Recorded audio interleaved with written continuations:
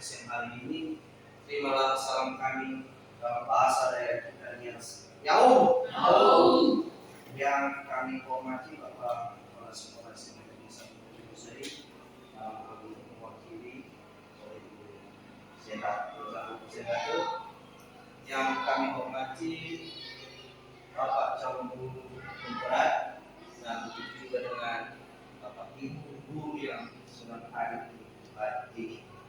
Pertama, kita bersyukur kepada Tuhan yang Maha Kuasa atas kasih-Nya, atas kasih-Nya yang sungguh besar kepada kita, di mana kita bisa berkumpul di tempat ini dalam keadaan sehat walafiat.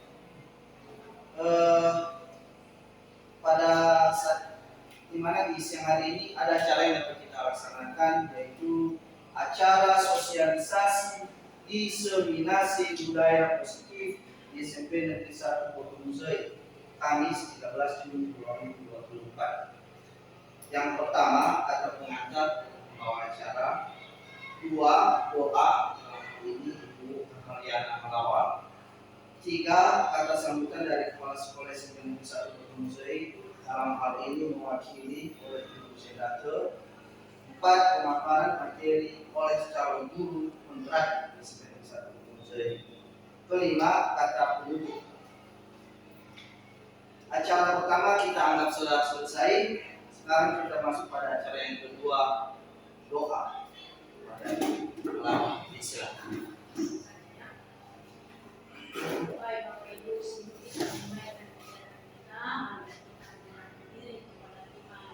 Kita berdoa sama Bapa kita. Kembali kami menuju sumber kebenaran Bapa yang Maha Kuasa yang dalam kerajaan surga, di mana pada pagi hari ini masih ini dan hari kami dapat kembali lagi berkumpul di dalam ini untuk menyampaikan firman kami. Semua teman karena rasa cinta Tuhan kami bersadar bahwa sepanjang hari ini kami banyak melakukan kesalahan dosa yang tidak sesuai dengan kehendak Tuhan. Dan ampunilah kepada kami supaya kita menjadi pengalaman berkat di dalam kehidupan kami masing-masing. Sebentar lagi Bapak, kami akan memulai kegiatan kami dalam sosialisasi ini. Kepadamu mendoakan kami, menjauhkan kami dari segala mara bahaya, cobaan yang akan mengganggu kegiatan kami pada saat ini. Kiranya dari awal ke tengah dan selesainya kegiatan kami dapat berjalan dengan baik. Engkau limpahkanlah belas kasih-Mu di dalam kehidupan kami, dan juga sebagai calon penggerak akan melaksanakan sosialisasi pada saat ini. Kami mohon Engkau berikanlah kebijaksanaan, kiranya Dia menyampaikan sosialisasi dengan baik kepada kami Bapa dari Ibu. Bila kami Bapa hadir dalam tangan-Mu, serta diserahkan seluruh yang dikatakan dan segala kegiatan kami. Dalam nama kami telah berdoa dan mengucap syukur. Amin. Terima kasih. Sekarang kita lanjut pada yang ketiga, yaitu kata sambutan dari Kepala Sekolah SMP Negeri 1 Bogor Musai, dalam hal ini mewakili Ibu Sedato. Ibu silakan. Baik, terima kasih kesempatan yang telah diberikan kepada kami untuk menyampaikan sambutan. Dan sebelumnya terimalah salam kami dalam bahasa daerah kita Nias. Yaum. Terima kasih dan saya hormati Bapak calon guru pemberat, Bapak Ibu PKS, dan juga Bapak Ibu guru SMP Negeri 1 Bogor Musai. Pertama, saya menyampaikan kepada kita bahwa seyogianya pada kesempatan ini pimpinan sekolah kita, Bapak Kepala Sekolah, yang seharusnya menyampaikan sambutan pada siang hari ini, namun karena beliau ada halangan, ada kunjungan di Dinas Pendidikan Kabupaten, maka beliau mempercayakan kepada kami untuk menyampaikan sambutan pada kegiatan sosialisasi diseminasi budaya positif di lingkungan sekolah. Baik Bapak Ibu, kegiatan ini, sosialisasi ini yang dilaksanakan oleh Bapak Benediktus Warubu sebagai calon guru penggerak, sebagai pimpinan sekolah. Kami mendukung dan menyambut baik apa yang sudah dilaksanakan, terlebih-lebih kesediaan Bapak Warubu untuk menjadi calon guru penggerak yang bisa mewakili guru-guru di SMP di Nusa Tenggara. Untuk sosialisasi pada hari ini kita berharap Bapak Ibu guru diseminasi budaya positif apa yang kita dapatkan pada sosialisasi pada hari ini, Bapak Ibu juga dapat menerapkannya di sekolah kita ini sehingga ke depan sekolah kita ini semakin berkualitas dan juga anak-anak kita karakternya semakin terbentuk menjadi karakter yang baik. Berikut, kami juga berharap Bapak Ibu yang sudah hadir di sini maupun yang masih belum sempat hadir, kita berharap ke depan ada keinginan dan ada kesediaan untuk mencalonkan diri juga sebagai calon guru penggerak di masa yang akan datang. Bapak Ibu barangkali demikian sambutan yang bisa kami sampaikan, dan atas perhatian kami ucapkan terima kasih buat Bapak Warubu. Kami sampaikan semangat terus, semoga berhasil ke depan dan semakin jaya di dunia pendidikan. Demikian, selamat siang Yahoo. Terima kasih atas sambutan mewakili Kepala Sekolah Distrik Nusa Tenggara. Sekarang kita lanjut acara kita nomor 4, yaitu pemaparan materi oleh calon guru penggerak. Pada Bapak disilakan. Baik Bapak dan Ibu, terima kasih kesempatan yang telah diberikan kepada kami menghormati kepala sekolah. Hal ini diwakili oleh PKS Humas dan seluruh Bapak Ibu guru. Pada kesempatan ini kami sebagai calon guru penggerak akan melakukan sosialisasi mengenai budaya positif di sekolah sebagai mana yang telah dipelajari di materi modul pembelajaran di pendidikan guru penggerak. Perlu kita ketahui bahwa budaya positif ini adalah sebuah keadaan yang memang membiasakan anak untuk berkarakter, untuk berbuat yang lebih baik dan demi keberhasilan mereka di masa yang akan datang. Langsung saja pada materi ini, konsep budaya positif ini ada beberapa macam. Ada disiplin positif yang mana nanti di dalamnya ada nilai-nilai kebajikan universal. Kedua, ada teori motivasi, hukuman dan penghargaan, dan keyakinan kelas. Kemudian ada kebutuhan dasar manusia. Dan kemudian ada restitusi, segitiga restitusi, dan juga ada 5 posisi kontrol. Artinya, tentu selama ini kita berharap atau kita melaksanakan yang namanya disiplin. Hanya saja konsep yang selama ini kita pakai adalah ketika kita menerapkan disiplin, maka orientasinya ketika siswa melanggar adalah hukuman. Itu yang selama ini, artinya kita menghukum siswa, memberikan hukuman fisik, misalnya lari di lapangan, berdiri di depan kelas, atau dan sebagainya. Nanti di sini kita akan membahas atau mengetahui bagaimana seharusnya kita menangani siswa di sekolah supaya mereka benar-benar merasakan kenyamanan di dalam belajar. Berikutnya dalam motivasi, nanti ada beberapa dan 3 motivasi berdasarkan teori motivasi, dan nanti akan kita jelaskan pada poin berikutnya. Disiplin positif dalam budaya kita ini adalah menjadi sesuatu yang dilakukan seseorang untuk mendapatkan kepatuhan. Artinya kita memberikan satu petunjuk, kita memberikan satu peraturan supaya dipatuhi oleh siswa kalau di lingkungan sekolah. Nah, nanti di sini kita belajar juga kepada para pakar dialek dosen menyatakan bahwa disiplin itu berasal dari bahasa Latin, yaitu disiplina. Dalam artinya sebenarnya disiplin itu adalah belajar, sementara disiplin yaitu murid.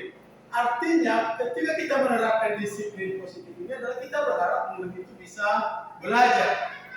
Nah, dari motivasinya untuk mau belajar itu ada dua nanti. Ada motivasi dari internal pribadi siswa dan ada juga motivasi dari eksternal. Nah, dikatakan di sini ada motivasi intrinsik, artinya dari dalam, dan ada motivasi dari ekstrinsik.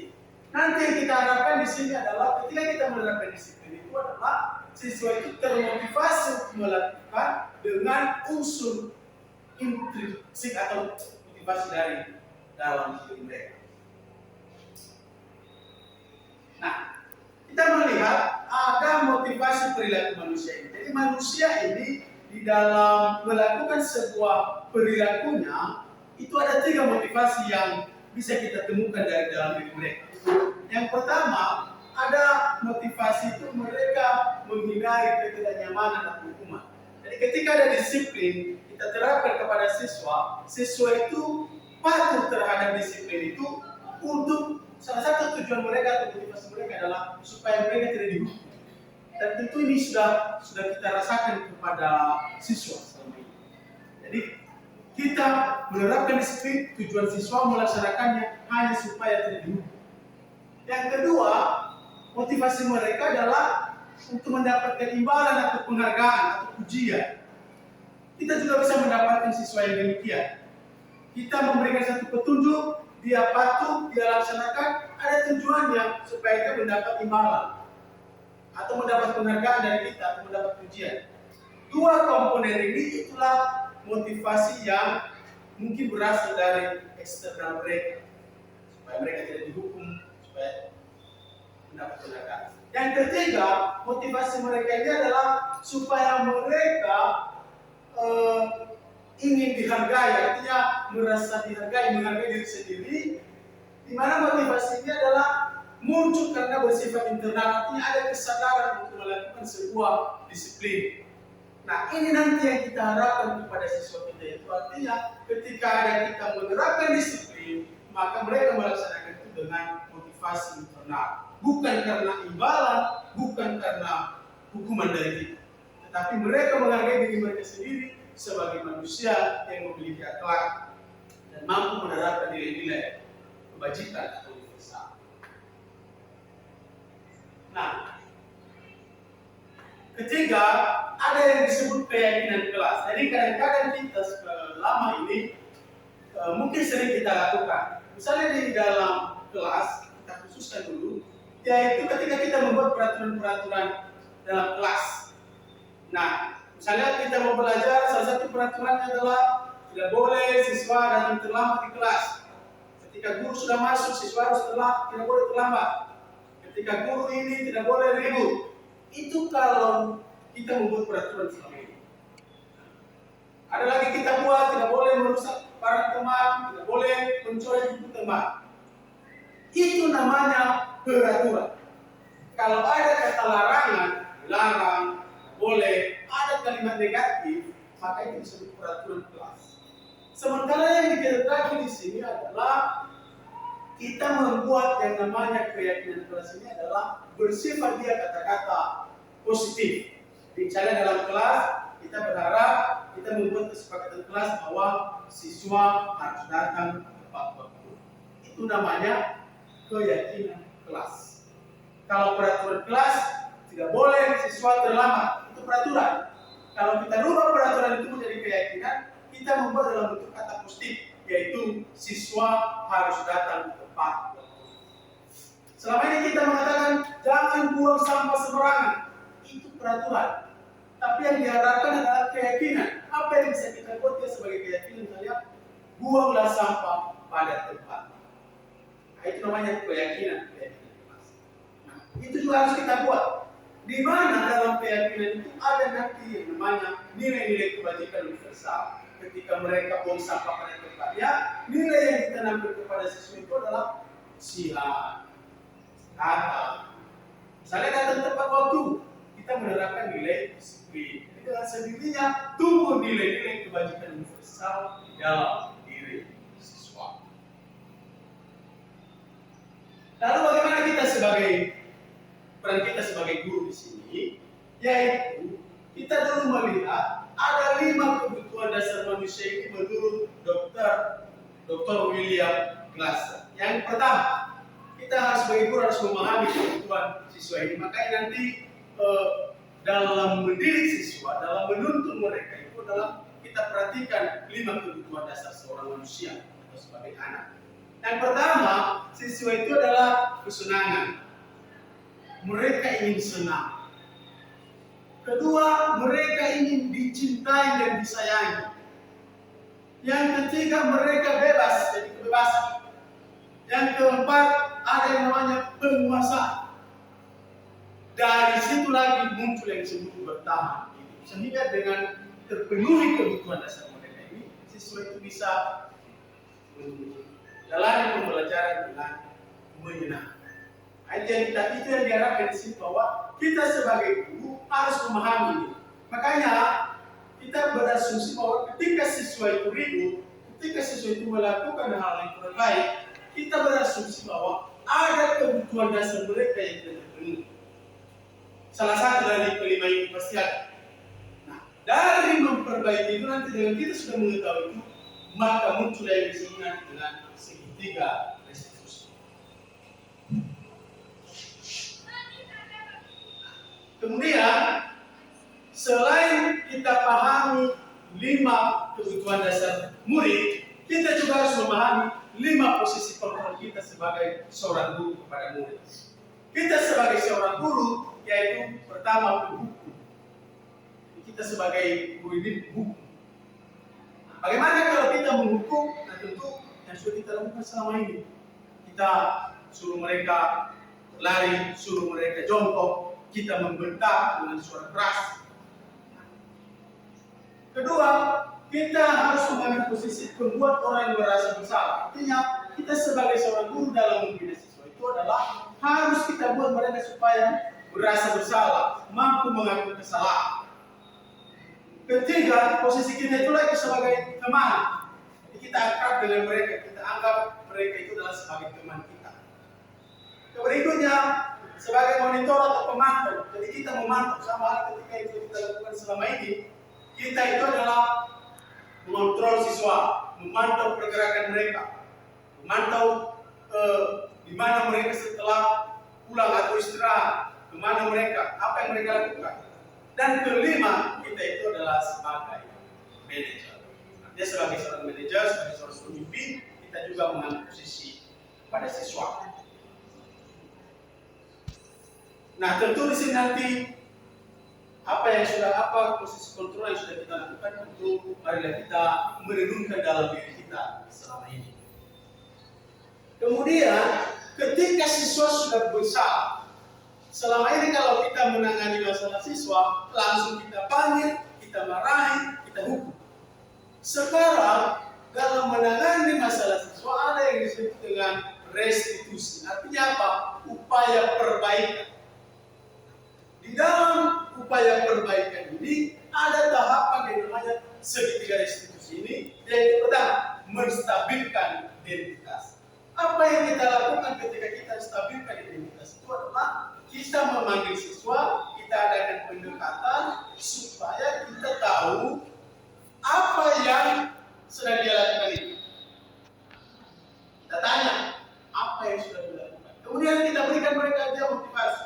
Yang salah sudah berbuat salah seperti itu. Itu namanya kita stabilkan identitas sendiri. Kedua, kita validasi tindakan yang salah. Dan ketika kita sudah menstabilkan identitasnya sebagai murid yang sudah bersalah, kemudian kita validasi tindakan yang salah. Kita tanya ke dia, apa yang sudah kamu lakukan?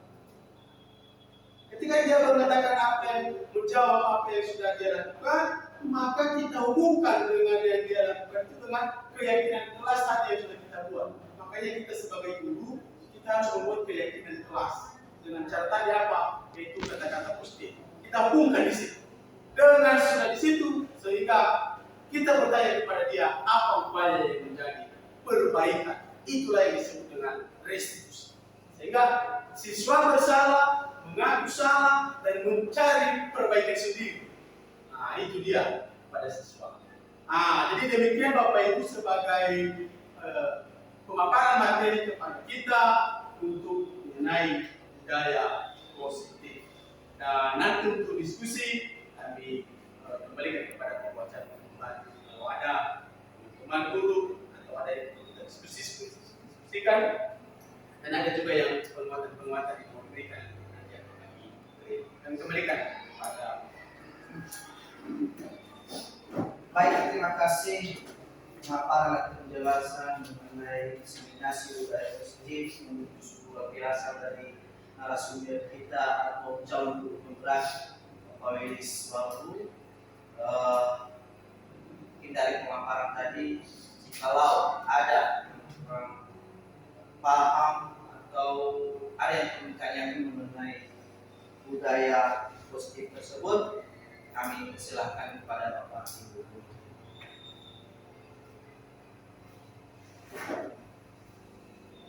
Baik Pak, ada dari kami di sini. Kami ikut saja. Ya. Dari pemaparan yang Bapak sampaikan kan cukup jelas, tetapi ada satu hal yang perlu kami tanyakan. Salah satunya bagaimana atau apa yang kita lakukan sebagai seorang guru ketika kita berposisi sebagai guru atau kegiatan kita menegur siswa tersebut. Apa yang harus kita lakukan pada saat itu? Demikian saja Pak. Kalau ada lagi, silakan.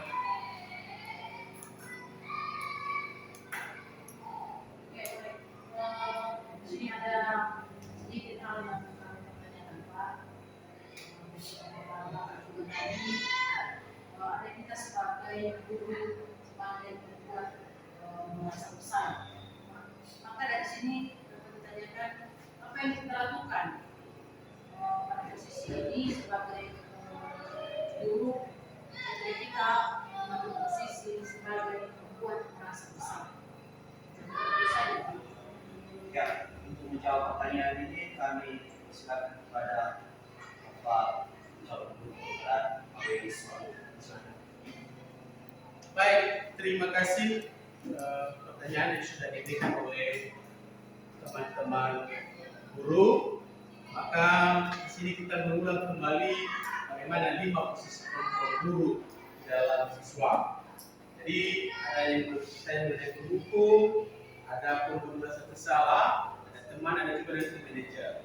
Untuk lebih komplit, saya akan mau menjelaskan beberapa posisi kita sebagai seorang guru. Pertama, kalau kita sebagai penghukum, tentu kita sudah tahu, yaitu penghukum itu keras. Ya, kita harus kita memberikan dia hukuman fisik. Nah, satu hal yang perlu kita ingat ketika kita mengambil posisi sebagai penghukum adalah pasti siswa itu sakit hati. Kemudian dia malu pada siswa karena suara kita keras, kita memarahi di depan teman-temannya lagi, dia melakukan apa yang kita berikan kepada dia sebagai konsekuensi. Jadi siswa di sini bisa saja dendam, sakit hati, malu. Dan kalau boleh kita menghindari posisi kita ini sebagai pembuat. Kalau kita menjalani posisi sebagai pembuat merasa bersalah, kita melakukan ini dalam suasana keheningan, kemudian rendah diri dengan suara lembut. Kita memberikan mereka satu suasana keheningan sehingga dia benar-benar merenung dan mengakui kesalahan. Contoh seperti ini kata-katanya, ibu sangat kecewa dengan kamu. Gimana coba kalau orang tuamu mengetahui hal ini? Bayangkan bagaimana hati orang tua. Jadi dengan suara memelas, suara halus, seakan-akan sedih, sehingga murid kita dia merasa bersalah. Itu kalau kita mengambil posisi sebagai pembuat merasa bersalah. Jadi suara kita, jadi kita memasuki ranah pikiran itu dengan suasana yang lembut. Kemudian kalau kita teman, bayangkan kalau si teman itu tidak pernah menyakiti. Demikian juga dengan kita, dengan siswa kalau kita anggap teman, kita tidak pernah menyakiti. Bagaimana bahasa-bahasa kita yang cocok di sini adalah kita katakan, ayo bantulah ibu, bantu bapak, ini yang sudah kamu lakukan ini. Dengan juga suara yang akrab, dengan suara kita akrab, ramah, kalaupun bercanda.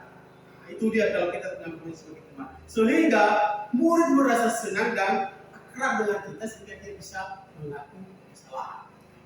kalau sebagai pemantau, yang namanya pemantau mengawas. Tentu di sini kita bisa kaitkan dengan coba peraturannya apa yang sudah kita buat, kira-kira di kelas kita atau kira-kira di sekolah kita seperti apa, dan apa yang sudah kamu lakukan. Kemudian kita berikan dia penguatan bahwa kita harus memahami bahwa ada konsekuensi terhadap apa yang sudah dia lakukan. Dengan suara datar ini bahasa tubuh juga yang formal, itu namanya meluas. Bahasa tubuh kita formal, suara kita juga datar, tidak lembut seperti tadi. Namanya kan meluas. Kemudian kalau mengambil posisi sebagai manajer, sebagai pimpinan, sebagai manajer, kita kulit sebagai manajer, artinya kita mengarahkan murid dan mengarahkan murid itu supaya mempertanggungjawabkan apa yang menjadi kesalahan. Dalam manajer tidak boleh dihukum, tapi harus mengarahkan murid terhadap pertanggungjawabannya terhadap apa yang dia lakukan. Contoh, dia sudah merusak kancing atau dia sudah merobek baju teman atau dia sudah merobek teman. Kita minta pertanggungjawaban dia. Misalnya dia bersedia mengganti.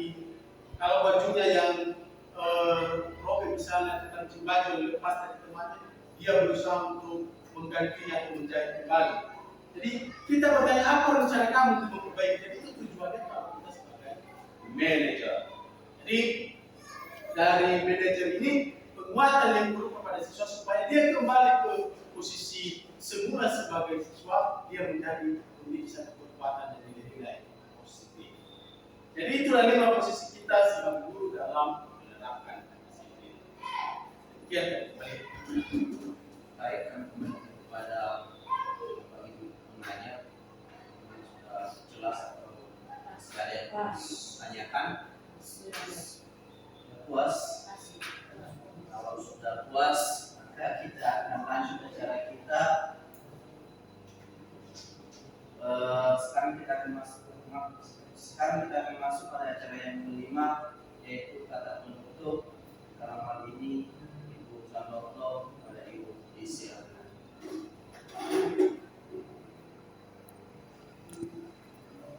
Terima kasih kesempatan yang diberikan kepada kami menyampaikan penutup.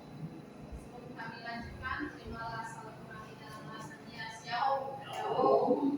Yang kami hormati Bapak Kepala Sekolah BMKG, yang kami hormati Bapak calon pemula, yang kami hormati rekan-rekan guru yang hadir di tempat ini.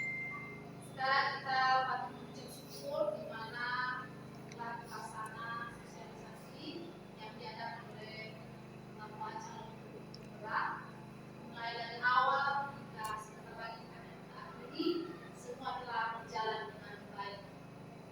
Dan tentu kita juga mengucapkan terima kasih kepada Bapak calon pemula yang telah memberikan sosialisasi materi yang luar biasa bagi kita, dan di mana dalam materi ini tadi kita mengetahui bahwa di dalam kelas belum ada keyakinan kelas, dan juga kita telah mengetahui ada 5 posisi kontrol guru, dan kita berharap semoga apa yang telah dipaparkan dapat kita terapkan dalam sekolah kita, dan lebih-lebih kita sebagai guru dapat kita terapkan di dalam kelas.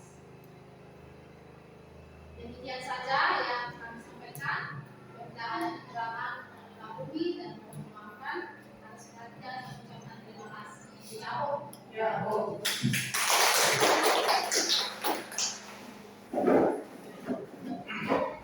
Demikian saja acara yang dapat kita laksanakan.